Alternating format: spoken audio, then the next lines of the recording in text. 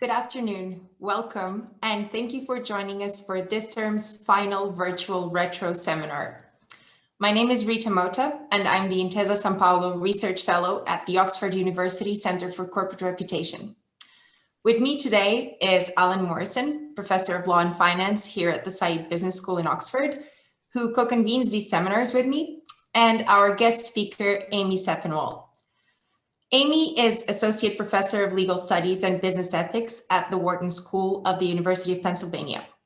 She is an expert on corporate constitutional rights, gender and racial justice, individual and collective responsibility for corporate and financial wrongdoing, and law and religion. Amy has authored very important work on these topics, and she has also contributed to public debate on issues surrounding famous judicial decisions on corporate rights, such as Hobby Lobby. I cannot think of a better speaker to close this term's seminars, and we are extremely lucky to have Amy with us today.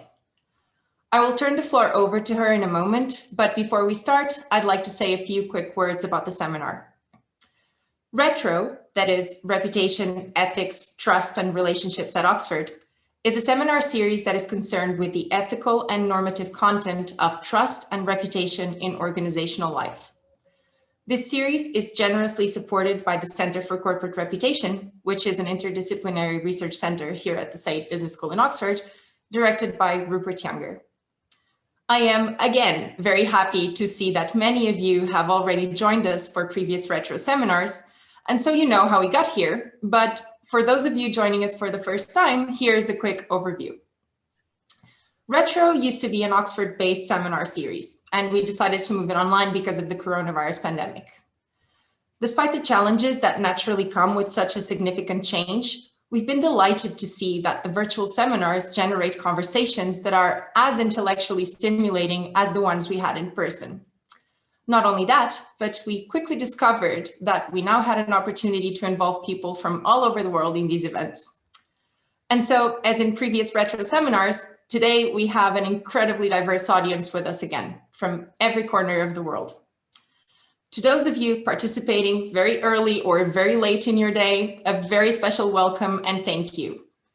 Bringing retro online has only been possible because of excellent teamwork. And so I'd like to thank a few people for their precious contribution to this series. I want to thank Rupert Younger, Director of the CCR, and also Sarah Livingston, Chris Page, and Mark Hughes Morgan, who have worked tirelessly behind the scenes. And I am particularly grateful to Alan, whose experience, expertise, and wisdom have made this seminar series possible and successful. Today's seminar addresses a very interesting and important matter that directly speaks to our center's mission. Amy is going to present some fascinating arguments against the morality of consumer boycotts. Boycotts are, of course, one of the strongest possible reputational signals. We usually think about them as messages of social disapproval, which carry both moral and instrumental implications. At first glance, then, the immediate moral questions that boycotts raise are about the conduct of the organization that is being targeted. Boycotts feel very different from acts like looting and trespassing. Indeed, most people do not even question whether choosing not to buy something can be morally wrong. In other words, the intuition is that boycotts denounce moral wrongdoing and not that they themselves can be seen as morally reprehensible.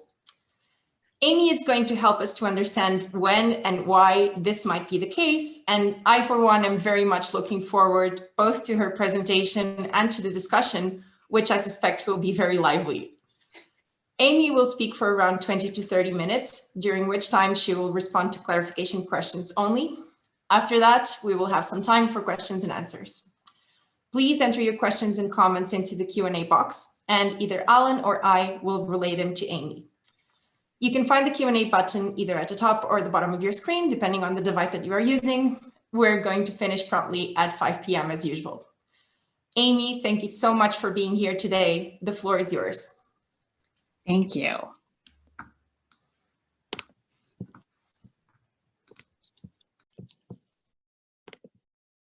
So you can see my slides at this point, right?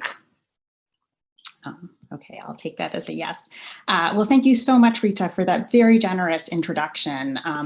I'm so delighted to be with you. I should say that, of course, I'm really sorry that we couldn't be together in person. And I am indeed very sorry that we're not together in person. I really love Oxford, and virtual gatherings, as productive as they can be, are really no substitute for gathering in person. I will note, however, one silver lining to our having gathered on Zoom, and that is that I've come to discover in my sort of advancing age that I have a terrible, like truly abysmal sense of direction. And so the prospect of not having to worry about getting lost on my way to the talk, it is a silver lining, as I said. Zoom does have some advantages. All right, so with that, I will turn to the talk. As Rita described, the talk that I'm going to give focuses largely on the morality of boycotts. And I want to offer two disclaimers up front, and they actually echo some of the considerations that Rita raised. So first of all, like much of my work, this is part of a project where I'm putting myself in the uncomfortable space of finding that my own political or ideological convictions can have a dark side. So I confess up front that I don't take pleasure in exposing the dark side of boycotts. I wouldn't call myself an activist. I don't think I'm active enough on social justice matters to count as an activist. But I do try to live my life in a way that's sensitive to injustice. And yet in this project, I find myself critiquing one of the most powerful tools in the activist's toolkit, namely the boycott. So here's the first disclaimer. If you find yourself viscerally aggrieved by the claims I'm going to advance, please know that I am with you in spirit. Disclaimer number two is that this talk is based on a paper that is exceptionally early in its development. For all I know, everything in the paper could be wrong. And in fact, given the first disclaimer, I hope that much of it, if not all of it, is wrong. So it will be tremendously helpful to me to hear your reactions because again, should I stand to be convinced that there are things that are wrong here, it may very well be to at least my spiritual comfort. All right, so let me start with the larger project of which this paper is a part. The larger project looks at the morality of protests, and it seeks to defend two key claims. First, violent protests are presumptively wrong. And second, where violent protests are morally permissible, this is because they conform to something like the principles of just war theory. Now, the part of the project that I want to focus on today, as I said, addresses boycotts. And in particular, boycotts that I'm just going to assume are pursued for unquestionably good and just ends. So I want to put off the table boycotts where the target of the boycott does not deserve to be boycotted. Instead, I'm just going to assume that the boycott is pursuing an end that is good and just. And I'm going to argue that boycotts can be construed as a kind of violent protest. They share with violent protests efforts to coerce changes in conduct through violence or threats of violence. And I'm going to argue that boycotts are presumptively wrong for an additional reason. They violate market norms. So at the outset, I should acknowledge something that Rita acknowledged as well, which is that it's not obvious that boycott should count as violent. In the paradigmatic forms of violent protest, the underlying act is wrong, even if the protest ends up making it justifiable. So it's wrong, all else equal, to trespass, loot, destroy someone else's property, or to unjustifiably inflict physical harm. But it's not typically wrong in and of itself to refrain from buying something. So if I weren't giving this talk right now, I could say be buying gifts for the holidays or coats for the homeless. And yet my not doing so arguably wrongs no one. More generally, we typically think that qua consumer, my purchasing decisions are entirely my own. I can buy or not buy for virtually any reason whatsoever. So why then would it be wrong to choose not to buy something for a morally good reason? That is, for the sake of pursuing some morally good end. The response that I'm going to give within the remainder of the talk is this. It's presumptively wrong to make purchasing decisions on the basis of the kind of considerations that motivate the boycotter. Or put another way, it's precisely the cause-based nature of boycotts that makes them morally problematic. So to make matters more concrete, I'm going to offer a couple of examples of boycotts. They're both very recent examples from the summer of 2020. So in July of 2020, over 1,200 companies temporarily withdrew their ads on Facebook in support of the Stop Hate for Profit campaign. The campaign seeks to hold social media platforms responsible for the hate speech that they host. In other words, major advertisers like Coca-Cola and Adidas boycotted Facebook. And at roughly the same time, there was a different boycott that was going on. Consumers organized a boycott of Goya, which is a Mexican-American food company that sells beans, rice, and other items typically used in Mexican food. And the Goya boycott was a response to comments made by its Hispanic CEO, Robert Unanue. Unanue had praised Donald Trump, saying that Americans were, quote unquote, blessed to have him as their leader. And given the inhumane ways in which the Trump administration has treated Mexican and other immigrants, consumers condemned Unanue for his comments and took the further step of boycotting Goya to express their dismay. Now, we can disagree about the merits of the cause each of these boycotts pursued. We can differ with respect to whether Facebook should be held accountable for hate speech or whether support for Donald Trump ought to be condemned. I'm going to assume that the causes in both cases were not only permissible, but also admirable. That is, I'm going to assume that we should condemn Facebook for hosting hate speech, and we should condemn Unanue for praising Trump. But I'm nonetheless going to suggest that we have reason to think that each of these boycotts has morally troubling features. And I'm going to argue that the Goya boycott is worse than the Facebook boycott.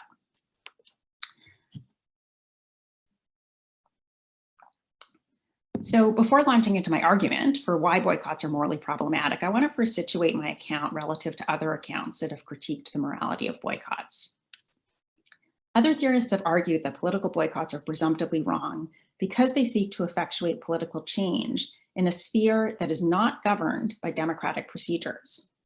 The idea here is that if you have a lot of market power, you can get companies to change their conduct in ways that oppress others. So for example, suppose that Christian fundamentalists in the US decided to boycott any drugstore that sold the morning after pill. And suppose that Christian fundamentalists constituted such a large segment of the market that losing their business posed a real threat to the drugstore's bottom line.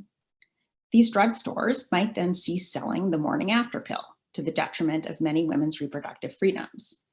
But that's not all. It isn't only that women would lose out, though of course that's a problem in itself. It's also that which drugs should be available for sale, whether over the counter or by prescription or not at all, is a political question, not a market question.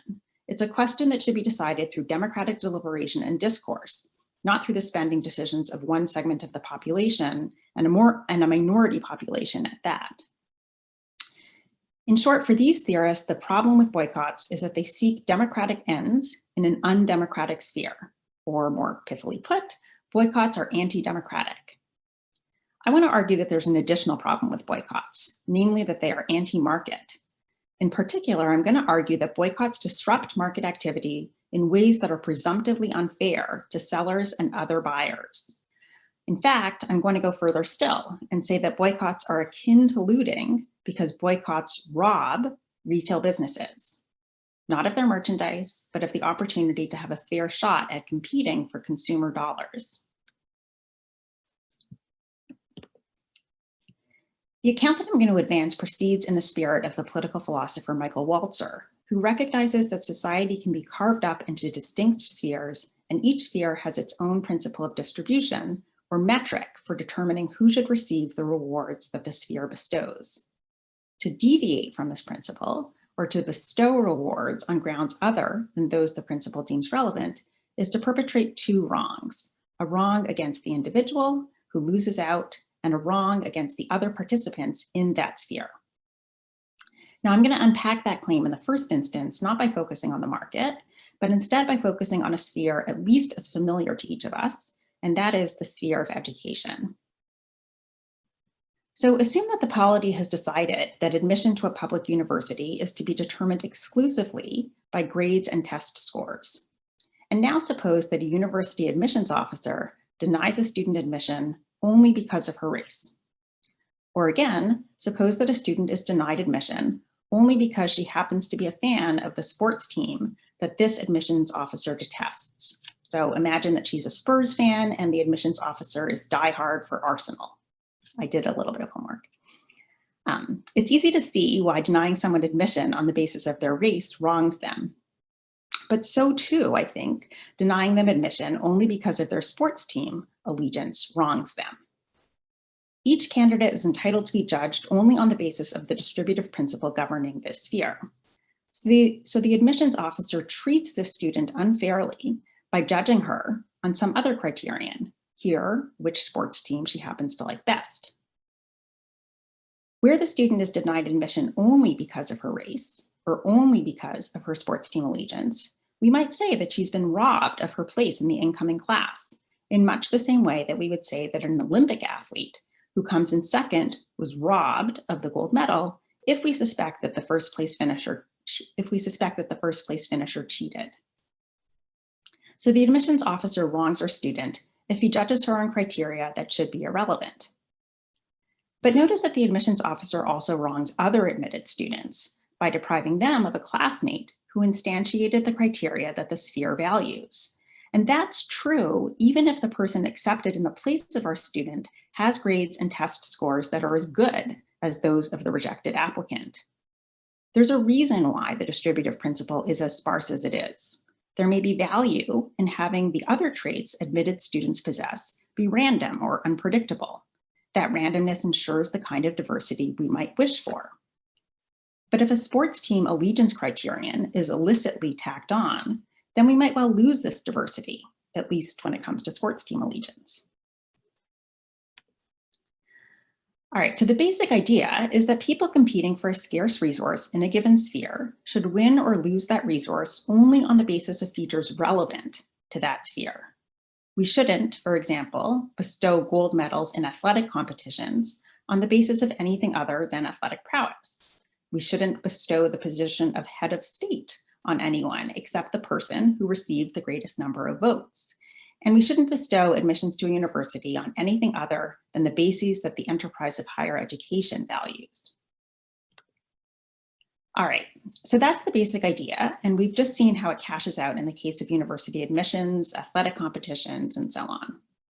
Here's how it cashes out in the case of the retail marketplace.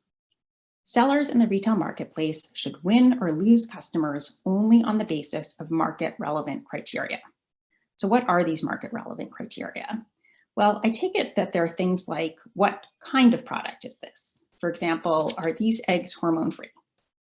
Or the quality of the product. Are they about to expire? Price, are they on sale? Market-relevant criteria also include things like the circumstances of production. Did the farmer give the chickens organic feed? Or again, were the chickens free range or were they factory farmed? And market-relevant criteria also include things like the circumstances of the goods distribution and sale. Does the store selling the eggs treat its employees unfairly? Does it market its product using offensive means? And so on and so forth.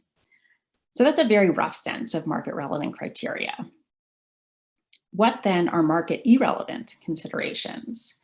Well, here I'm going to be very vague and say that market-irrelevant considerations basically consist of everything else.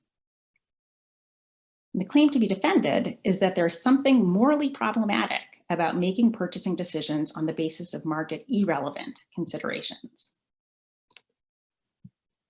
To begin to defend that claim, I want to consider two reasons someone might offer for thinking that consumers are not bound exclusively by market-relevant criteria. So first, someone might say that consumers have complete freedom to make purchasing decisions on any basis whatsoever. But that claim looks to be too broad. Notice that we would and should hold that it is morally wrong not to buy from someone because of their race. So maybe the claim is narrower. Maybe the claim is instead, look, you can choose not to buy on any basis whatsoever, just so long as you aren't acting on animus toward a protected group. That is, just so long as you aren't refusing to buy because the seller is Black or a woman, gay, Muslim, et cetera, et cetera. Everything else, on the other hand, is fair game.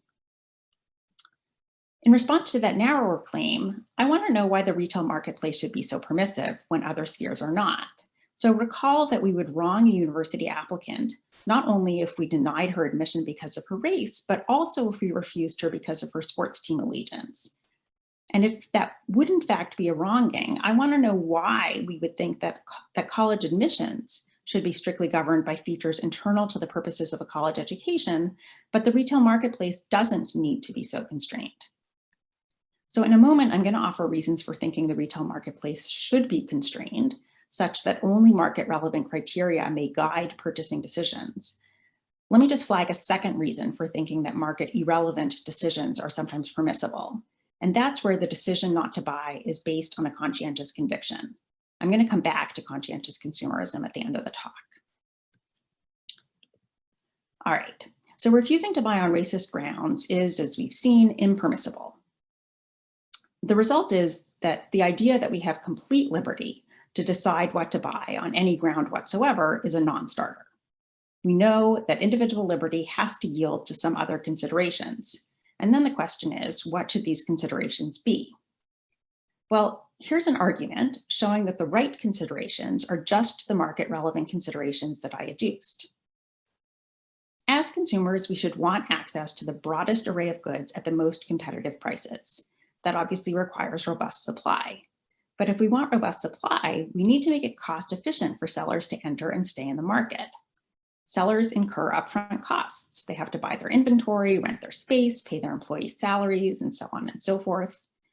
And individuals are not going to want to incur these costs unless they stand a fair chance of receiving some benefit, which is to say, unless they stand some chance of gaining buyers.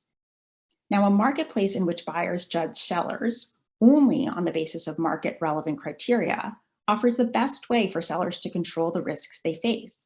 Sellers can identify the relevant considerations in advance, and they can seek to conform their offerings in light of them. On the other hand, individuals who decide whether or not to buy on the basis of market irrelevant bases deny the seller the opportunity to be judged according to considerations on which the seller has reasonably relied. These consumers treat the seller unfairly. They reward or spurn the seller on grounds that the market needs to make irrelevant if the market is to be robust. And in so doing, these buyers wrong not only the seller, but other buyers too. So there are two possible outcomes that result from having some people make purchasing decisions on market irrelevant grounds. First, the marketplace actually does become less predictable for sellers. And as a result, fewer sellers are willing to enter or stay in the market, such that consumers face reduced variety and reduced supply, and therefore higher prices. That consequence straightforwardly harms other buyers. But it's possible instead that the effect of having some buyers proceed on non-market grounds is trivial. There just aren't enough of them to affect what the marketplace offers.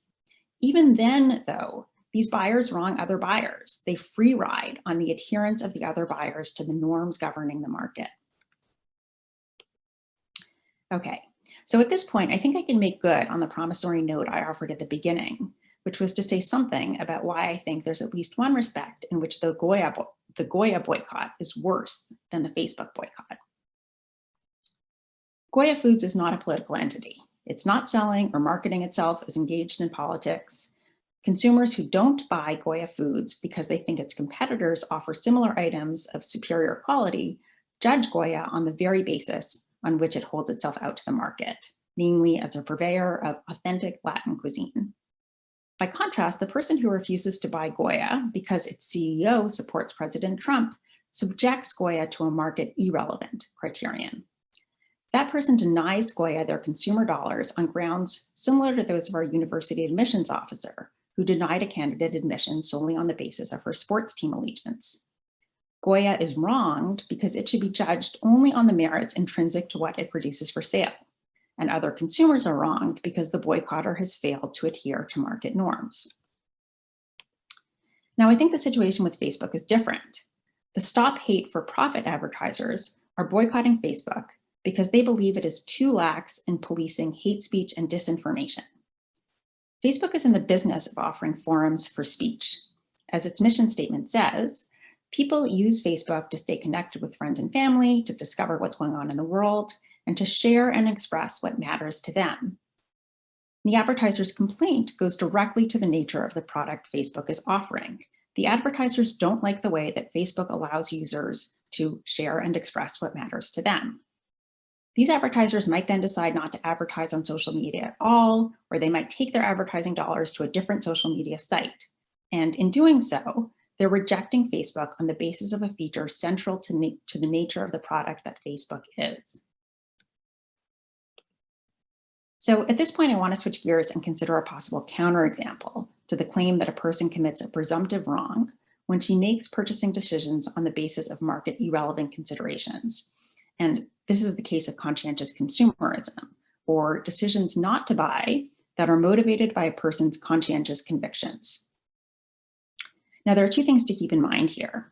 First, conscientious consumerism, unlike boycotting, does not aim to change anyone else's conduct. As a result, it lacks the threat element that is part of what makes boycotting morally troubling. Second, the kind of conscientious consumerism that would stand as a counterexample to my account has to be responsive to non-market features of the good in question. So let me make that second point clearer with a couple of examples. When consumers in Reading, England decided that they were not going to spend their money at Chick-fil-A because its owner opposes gay marriage, they were responding to a market irrelevant feature of the fast food franchise. That's not true of consumers who refuse to buy eggs from factory farmed chickens, since the nature of the production and distribution of a good is a market relevant consideration. So only the refusal to patronize Chick-fil-A and not the refusal to buy conventional eggs poses a challenge to my account. All right, so what should we say about cases like refusing to eat at Chick-fil-A because one cannot, as a matter of conscience, bring oneself to support a business owned by someone who publicly opposes gay marriage? I think we should see conscientious convictions as promises one makes to oneself. As such, the consumer whose convictions forbid her from eating at Chick-fil-A faces conflicting duties. On the one hand, there are duties she has as a market participant to obey market norms. But on the other hand, there are duties she has to herself to abide by her conscience. And then we have to ask, well, which way should this conflict be resolved? Which of these duties should win out? To my mind, there's no a priori answer to that question. Instead, the answer is going to depend on how a given society wants to order its institutions and arrangements, and in particular, what role it wants to accord conscience within the market sphere. In a democratic, pluralistic society, we're going to have to contend with the fact that our spheres of joint activity may well embody or support commitments that we do not all embrace. Whether and to what extent we should accommodate those with divergent commitments is a question of political morality. Where we do make these accommodations, we should say that the decision to act on conscience is morally permissible, all things considered, even though it involves doing wrong. That conclusion is a specific instance of a more general thought about the residue or remainder that results when moral obligations conflict and we act on the one that is weightier. So on this thought, the Catholic Church wrongs women in refusing to consider them for the priesthood, even if its own religious commitments ultimately justify its insistence that only men can be priests. By the same token, individuals who spurn Chick-fil-A would also commit a wrong, although a wrong we should countenance at the end of the day. Now, to be clear, we may say that these cases involve permissible wrongings only where and because the polity had already decided that the obligation to obey one's conscience is stronger than the obligation not to commit the market wrong of making purchasing decisions on non-market grounds. A liberal, democratic, pluralistic polity does not have to make that decision. It could instead treat the market as purely profane and forbid all non-market-based forms of conscientious consumerism. All right, so let me wrap up with a summary. Like other forms of violent protest, boycotts proceed by way of threats or coercion, and so they fail to treat their target with due respect. Boycotts also rob sellers by denying them a fair opportunity to pursue the rewards of the retail sphere. And they do this by substituting the relevant distributive principle, that a good or service possesses desirable market-relevant criteria with non-market considerations. Now, it could be permissible to enact the substitution in the case of conscientious consumerism, but only if the polity values conscience over adherence to market norms. So I'm going to stop there, and I will very much welcome questions and comments. Thank you so much, Amy. This was absolutely fascinating. I think all of our heads are turning right now. Okay. Thanks also for making that disclaimer at the beginning. It's really interesting to know that you feel this way about this particular piece of work. It's fascinating to think about this type of dynamics that occur inside an author's head as well. So let's talk about your paper and your arguments. I am intrigued about the distinction between what is market relevant and what is market irrelevant, because it feels to me, at least from a first approach, that there might be some gray areas between them, that there might be a degree of subjectivity in that classification. So for instance, if I think of reputation, it sounds market relevant, but it could refer to what you describe as market irrelevant attributes of an owner or an employee that has some sort of repercussion on the company's image. So if you could just clarify that a little bit, I think that would be very useful. Yeah, thank you. So I think this is a really good press, and you're picking up on a place where I experience some anxiety myself, because I recognize that there are going to be these gray areas.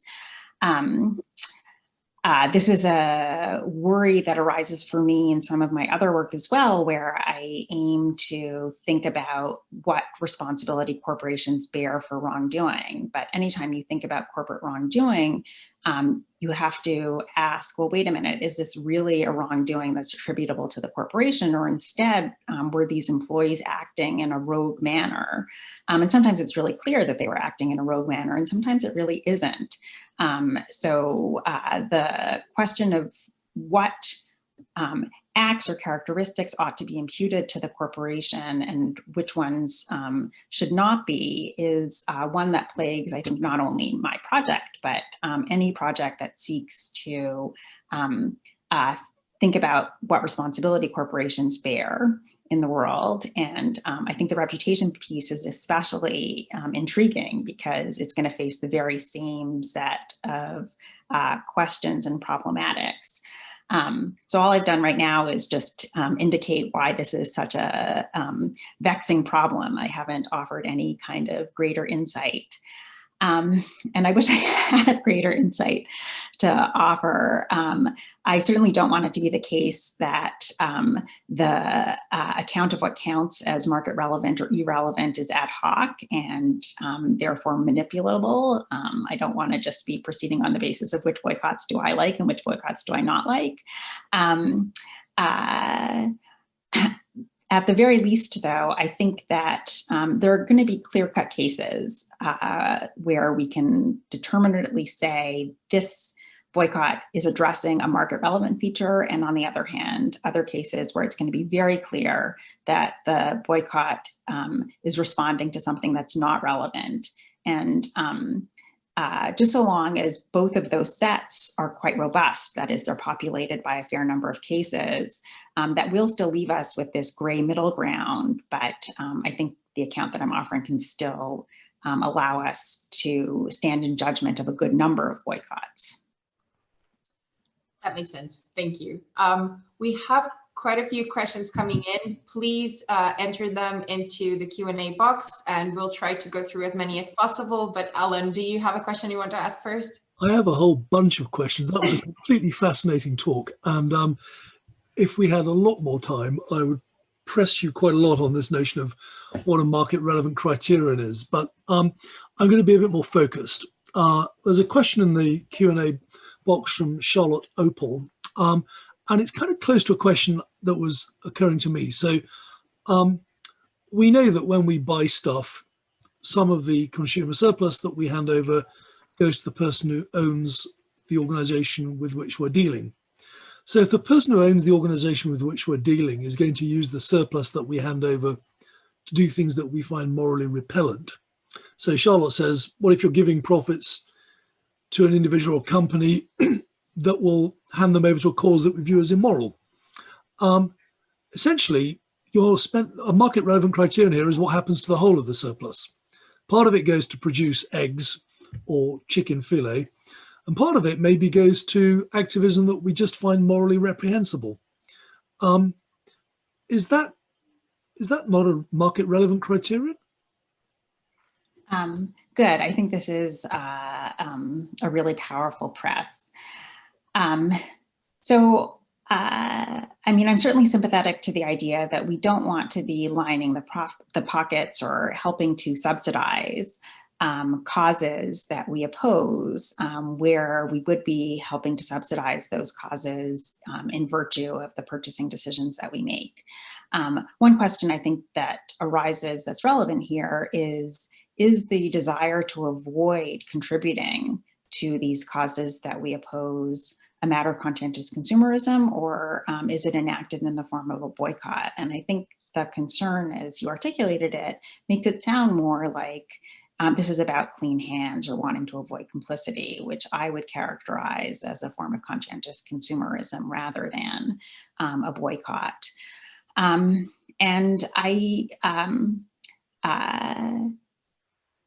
I want to say that, again, while there are reasons to be sympathetic to our wanting to withhold money from individuals whom we know will use that money in ways that trouble us morally, at the same time, it's not clear how that consideration should weigh against the fairness-based market considerations that I've brought to bear. And again, we could decide to be very permissive with respect to these desires or commitments to maintain clean hands. I think in many market societies, we are very permissive, which is why it sounds foreign to think that there's even an issue when one makes purchasing decisions on the basis of these conscientious convictions. And in that case, I think, what I'm up to here is to point out something that we may have taken for granted, which is that there are considerations on the other side, namely fairness considerations, and maybe our permissiveness strikes just the right balance between these two sets of considerations that I see as being in tension. But again, it's worth thinking about ways in which our conscientious consumerism might wreak unfairness. And I think it's worth thinking about because, at least in part, the causes that I might not want to subsidize might be very different from the causes that someone else might not want to subsidize. So if I'm giving a portion of my salary to the Humane Society or to Planned Parenthood, that might be all well and good by my own moral lights. But if I have a student who's paying tuition that is contributing to my salary, and that student opposes abortion on moral grounds, that's going to be just the same kind of complicity worry that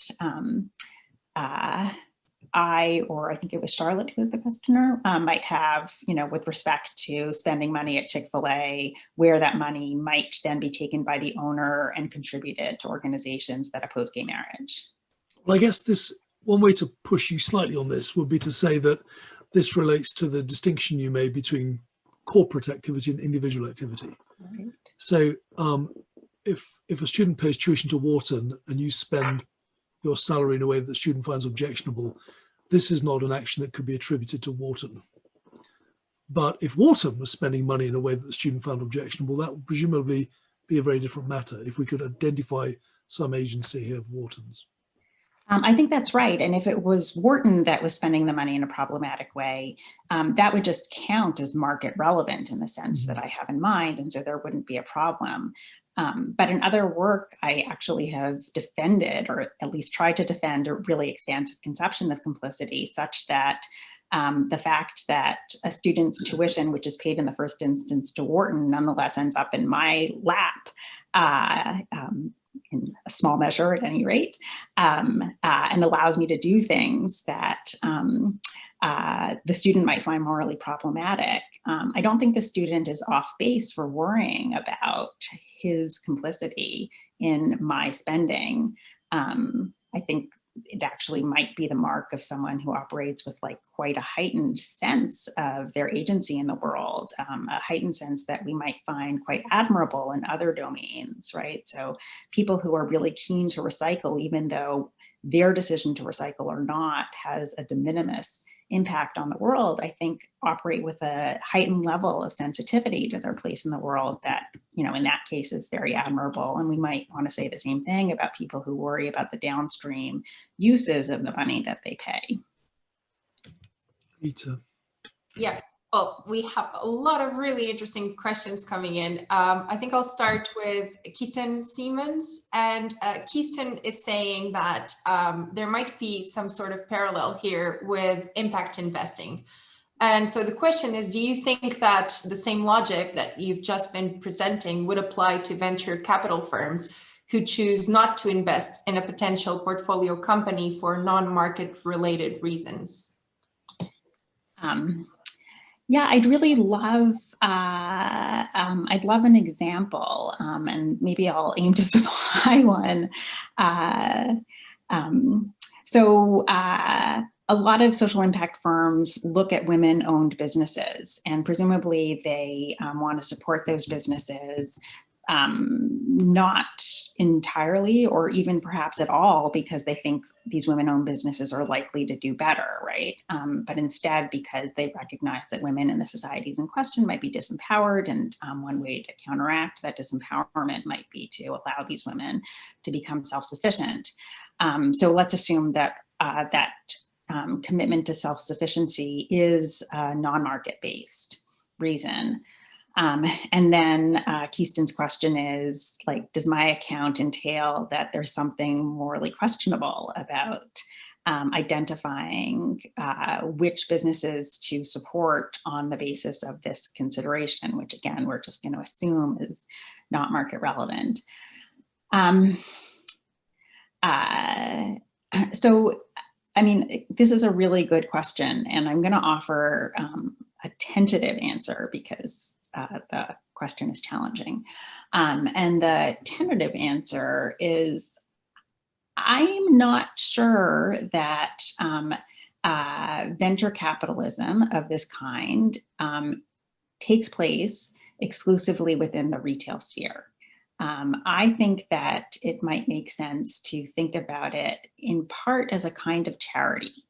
And if charity is discretionary, it might be a place where the relevance of moral considerations of this kind is actually not undue.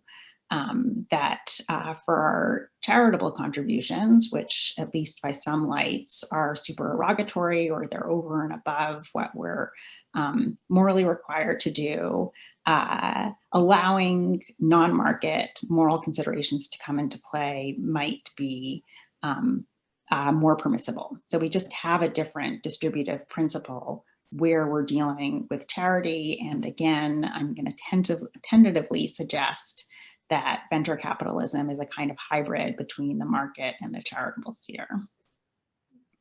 Very interesting. Alan? Unfortunately, the more you say, Amy, the more I want to ask you.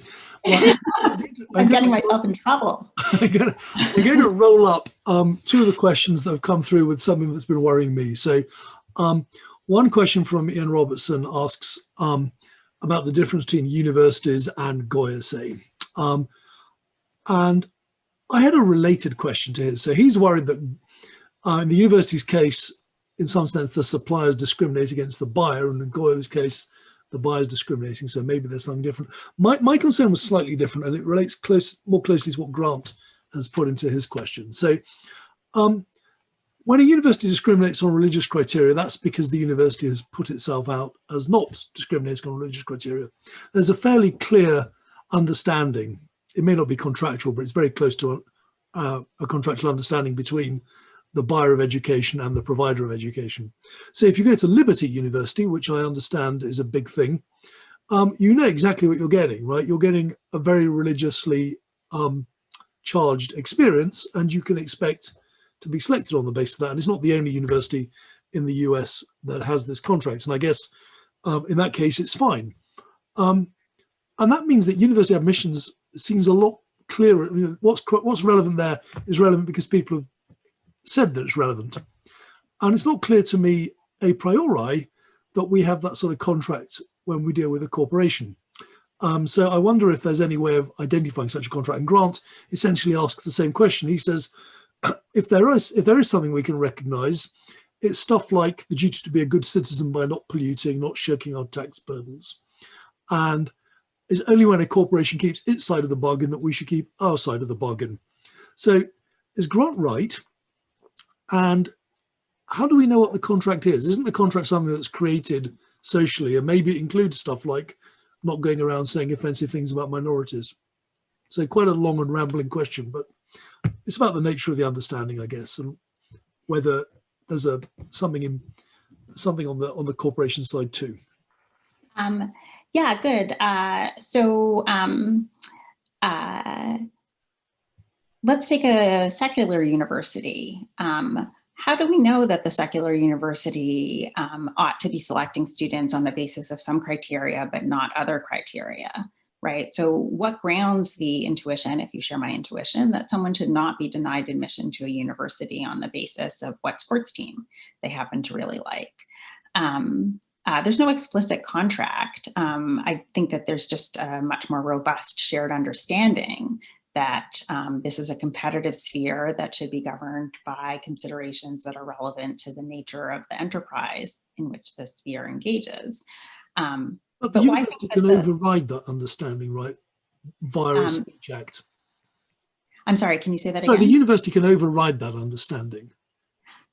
Yes, and it's interesting that we allow for universities like Liberty to hold themselves out as adding in criteria above and beyond the criteria that the secular university would embrace.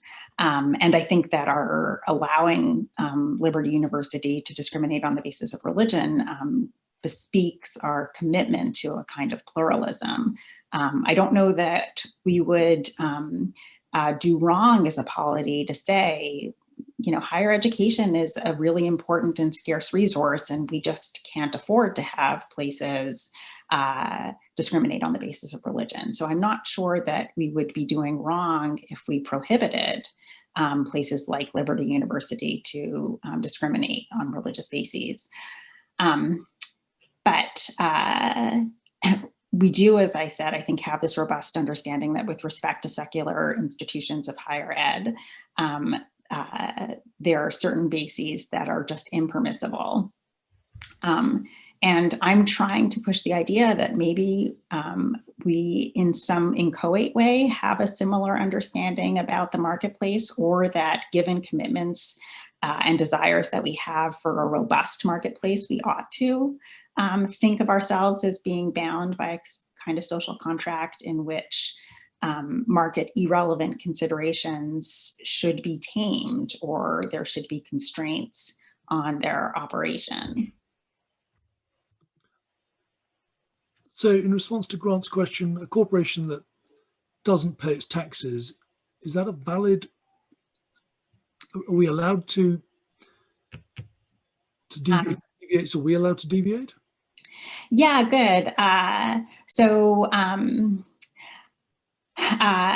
There's going to be one question about whether that's a market relevant consideration, and then a separate question about whether there might be specific non-market reasons to avoid interacting with particular corporations that count as exceptions, let's say, to my account. So for the sake of argument, let's say that a failure to pay its taxes is market irrelevant. You might nonetheless say that a corporation that isn't playing fairly, that's not doing its fair share, has forsaken or forfeited the right that it would otherwise have to be treated as a market player deserving of our respecting the market norms that I've described. So it could be that it's both the case that failing to pay taxes is not market relevant, and yet the entity that would fail to pay taxes is showing itself not to be a team player, or not to be doing its fair share, such that it doesn't have standing to complain when others choose to punish it in the ways that they can, namely by denying it their business. Okay, thank you. Rita. I'm aware that we don't have a lot of time left, and there are several questions here. So I guess I'm going to roll one of our attendees' questions with one that I also had. So an anonymous attendee has actually a list of several questions, and they start by thanking you for your outstanding presentation and saying that they agree that consumers should evaluate products or services through market relevant criteria for the sake of both markets and consumers. However, companies might also create some racist, gender-based, manipulative ads to direct the purchasing process of their customers. And so this attendee asks a bunch of questions about this. I'm going to pick on the last one because it's something that worries me too. So they're asking about the perspective of the victims of whatever wrongdoing it is that boycott is targeting. And this attendee is asking, so if the consequence of boycotts serves the well-being of the society, can a boycott be considered as an ethical and beneficial action? And I would actually ask, could it be something similar to a right of defense of a third party? Okay, excellent. So this question goes to part of the project that I gestured to at the very beginning, but haven't otherwise said anything about. So at various moments in the talk and in the paper, I refer to the morality of boycotts as a presumption, right? So I'm trying to defend a presumption against boycotting, but presumptions are defeasible.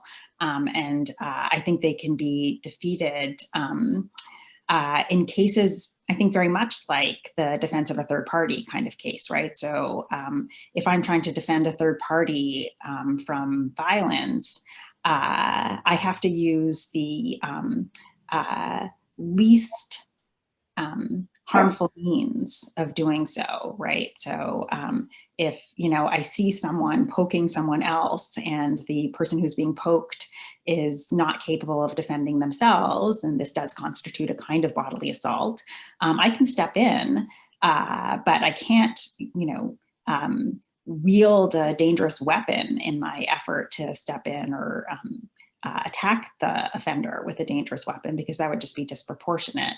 And if I thought that I could get the offender to stop merely by reproaching them verbally, I would have to do that first, and only after I had determined that the verbal reproach was not going to be effective could I respond with force.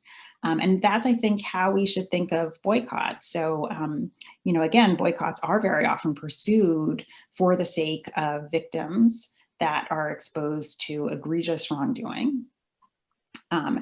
Boycotts might be necessary to avert that wrongdoing, but I think we need to think about whether there are non-coercive forms of intervention that could do the same thing.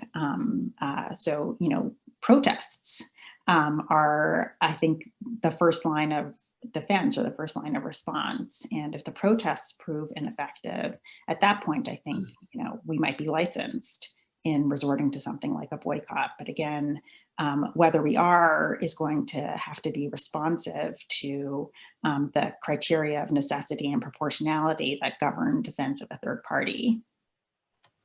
Thank you. Alan? Okay, so let's try and squeeze one more in before we reach 5 o'clock. I'm interested in the remarks you made at the tail end of your talk about the nature of duty. So when I decide whether or not to, as I understand them, although I may have misunderstood them, when I decide whether or not to engage in boycott-like activity, I have to trade off the duty I have to myself to honour my own decisions, and the duty I have to others to give them access to a market that works and that sort of thing. And you suggested, I think, that the trade-off between those isn't categorical, that it's partly decided by the polity. So Ian Robertson asks a similar question. This is a bit like a flip side to Friedman. Maybe I have some sort of social obligation, some duty to behave rationally and seek optimal utility. And I'm slightly uncomfortable with this, right? It's not clear to me that the duty I have is decided by the polity. You might argue that the duty I have is decided by reference to a categorical imperative, for example. And maybe if I'm dealing with a corporation and the logic of the market is that I'm engaged in bilateral contracting, it's up to other people to exercise their rationality, and it's not up to me to give them access to a market when I trade.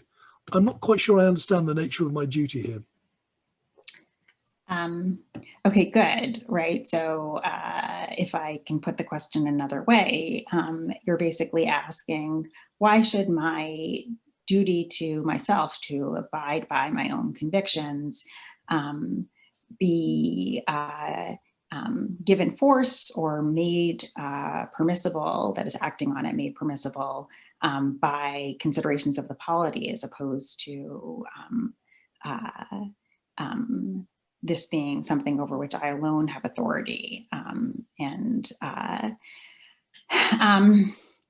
Yeah, I mean, I think this is another difficult question. Here's maybe one way to think about it. So suppose that I've made a promise to myself that I am going to take a year off work so that I can hike the Appalachian Trail, which is, you know, it's a very, very long trail on the eastern, in the eastern part of the United States. And in order to do that, I'm going to need money. And the only way that I'll have enough money to be able to take this year off work to pursue this project that I've promised myself I will pursue is by declining to pay taxes. I don't think we'd say that even while the promise that I've made to myself is, let's assume, a categorical obligation, that I can impose the costs of my fulfilling it on other people. And that's, I think, how I would want to construe the conflict here. So it may well be the case that one's conscientious convictions are categorical, and yet they may come up against a different kind of categorical prohibition, namely the prohibition of free riding, or the prohibition of denying sellers business to which they're rightfully entitled, or denying them fair treatment in considering whether or not one will buy what they're offering. And it's precisely because I think that what we're facing is a conflict between two categorical norms that I say that even where we do act on conscience, what we may be doing is permissible, all things considered, but there is still a wronging. It's not as if we're proceeding on a utilitarian basis and thinking that whatever force the claim the seller had on me has just been overridden, and so it, you know, evaporates. Instead, the seller continues to maintain a claim and other buyers continue to maintain a claim. It's just that that claim conflicts with my conscientious conviction, and we might again decide that it's the conscientious conviction that should prevail. Perfect timing, Amy. Yeah. Yes, I'm usually my want. Well, thank you so much. This has been really helpful. Thank you. I'm afraid we didn't have time to ask even, not even a third of the questions that we have. But we will make sure that you get all of them so that you can think about them and maybe engage in a conversation with these people that asked them as well. I just wanted to thank you again. This really was the best possible ending to this term seminar series. I just want to thank everyone for joining us again, and wish you all a very happy holiday. Please keep an eye on your emails because you will be receiving some news about next term's events. And I hope to see you all again in the new year. Yes, happy holidays. Yeah. Thanks very much.